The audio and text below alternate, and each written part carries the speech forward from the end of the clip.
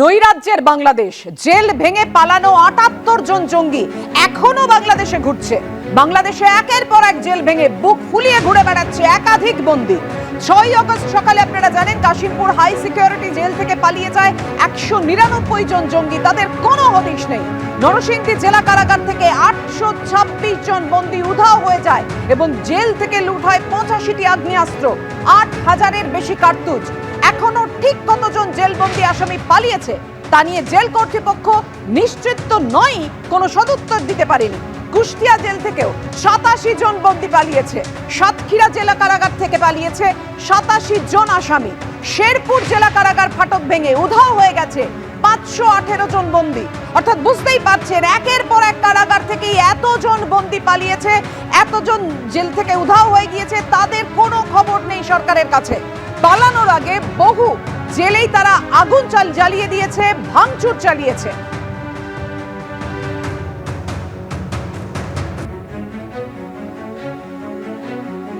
আর এবার কি বার্তা এলো বাংলাদেশের তরফে রাখবো আপনাদের সামনে। সম্পর্ক ভালো রাখতে চাইলে ভারতকে খুনি শেখ হাসিনাকে আশ্রয় না দিয়ে ফেরত দিতে হবে। বাংলাদেশের মানুষ তার বিচার করবে। বাংলাদেশের ছাত্র নেতার গলায় রীতিমতো হুঁশিয়ারির সুর। গতকাল রাজশাহীতে এক অনুষ্ঠানে কার্যত ভারতকে হুঁশিয়ারি সার্জিস আলমের। জুলাই শহীদ স্মৃতি ফাউন্ডেশনের সাধারণ সম্পাদক সার্জিস আলম বাংলাদেশের টেলিভিশন চ্যানেলে তাকে এই বক্তব্য রাখতে শোনা যায়।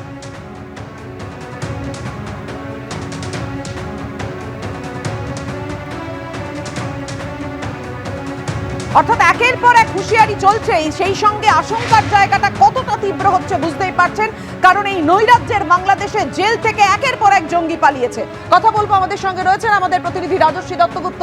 রাজস্বী, হুমকি হুঁশিয়ারির পাশাপাশি জেল থেকে পালানো এতজন বন্দী, তারা কোথায় রয়েছে কেউ কিচ্ছু জানে না। আশঙ্কার জায়গাটা তো চরমে। দেখো, সার্বিকভাবে একটা উদ্বেগ উৎকণ্ঠার পরিবেশ তৈরি হয়েছে। একদিকে একের পর এক বন্দী, হাজার হাজার শয়ে শয়ে বন্দী বিভিন্ন জেল থেকে পালিয়ে গিয়েছে। এর মধ্যে ফাঁসির সাজাপ্রাপ্ত বন্দীরাও ছিল এবং তাদের অধিকাংশই এখনো পর্যন্ত তাদেরকে ধরা সম্ভব হয়নি এবং অনেক সন্ত্রাসের কাজে অভিযুক্তরা তারা সাজাপ্রাপ্ত হয়েছিলেন, অনেকে বিচারাধীন বন্দী ছিলেন। এরা বিভিন্ন দিকে ছড়িয়ে গিয়েছে। এটা ভারত বাংলাদেশের সম্পর্কের ক্ষেত্রে যেমন এবং নিরাপত্তার প্রশ্নে তেমন একটা গভীর উদ্বেগের বিষয়। সেই জন্য দুদেশের সীমান্তে তৎপরতা বৃদ্ধি পেয়েছে এবং ভারতের তরফে বিএসএফের তরফে একটা কড়া নজরদারি চলছে। ভারতের ইন্টেলিজেন্স এজেন্সিগুলো খোঁজ নেওয়ার চেষ্টা করছে অনবরত যে এই ধরনের সন্ত্রাসবাদী বা যারা সাজাপ্রাপ্ত বন্দী ছিল তারা সীমান্ত পার করে এপারে ভারতবর্ষে বা পশ্চিমবঙ্গে এসে কোথাও কোনো রকম গণ্ডগোল পাকানোর চেষ্টা করছে কিনা। এটা একদিকে যেমন গভীর উদ্বেগ এবং উৎকণ্ঠার বিষয় এবং এটা অত্যন্ত দ্রুততার সঙ্গে তৎপরতার সঙ্গে বাংলাদেশের তরফে সমাধান করা প্রয়োজন।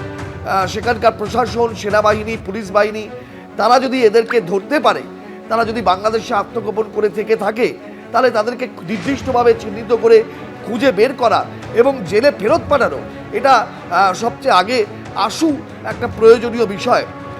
অন্যদিকে সেই শাসানি, হুমকি, একটা বিদ্বেষের সুর, একটা সব সময় ভারত বিরোধিতার একটা আবহ এখনও যেন অব্যাহত রয়েছে।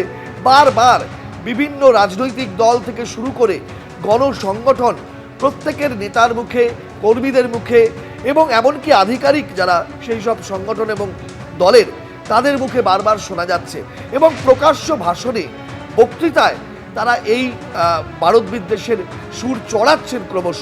যেমনটা আজকে আমরা প্রকাশ্যে দেখলাম যে জুলাই শহীদ স্মৃতি ফাউন্ডেশনের সাধারণ সম্পাদক বলছেন ভারত যেখানে সব সময় কূটনৈতিক সম্পর্ক এবং দ্বিপাক্ষিক সম্পর্কের আবহ বজায় রেখে বাংলাদেশকে এই পরিবেশে, এই উদ্ভূত পরিস্থিতিতেও তারা আবেদন করছে যাতে বাংলাদেশের সংখ্যালঘুদের নিরাপত্তা নিশ্চিত হয় এবং যাতে আর অশান্তির ঘটনা না ঘটে, দুদেশের মধ্যে মৈত্রীর সম্পর্ক স্থাপিত হয়। উল্টো দিকে বাংলাদেশের তরফে যারা রাজনৈতিক দল রয়েছেন, অন্যান্য সংগঠন রয়েছেন, এমনকি অন্তর্বর্তী সরকারেরও অনেক শরিক সংগঠনের তরফেও এই একটা অন্যরকম পাল্টা হুঁশিয়ারির সুর শোনা যাচ্ছে। এইখানটাতেই কিন্তু শান্তি প্রতিষ্ঠা বা মৈত্রী ভ্রাতৃত্বের যে সম্পর্ক ফিরিয়ে আনার একটা চেষ্টা ভারত করছে, তার মাঝে প্রতিবন্ধকতার হিসাবে এই বিষয়গুলো দাঁড়িয়ে যাচ্ছে।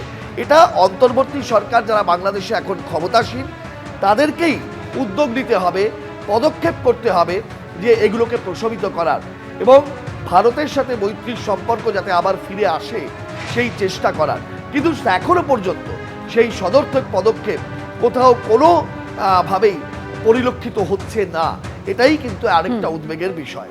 একেবারেই তুমি যে কথা বলছিলে রাজস্বী, যে সার্বভৌমত্ব এই ঐক্যের কথা তারা মুখে বলছে বটে, কিন্তু তারা এই যে অশান্তি বা এই যে একের পর এক বন্দী পালিয়ে যাচ্ছে, এই যে উদ্বেগের জায়গা তৈরি হয়েছে, তারা তো স্বীকারই করছে না। উল্টে তারা বলছে ভারত যাতে কোনোভাবেই তাদের বিষয়ে নাক না গলায়।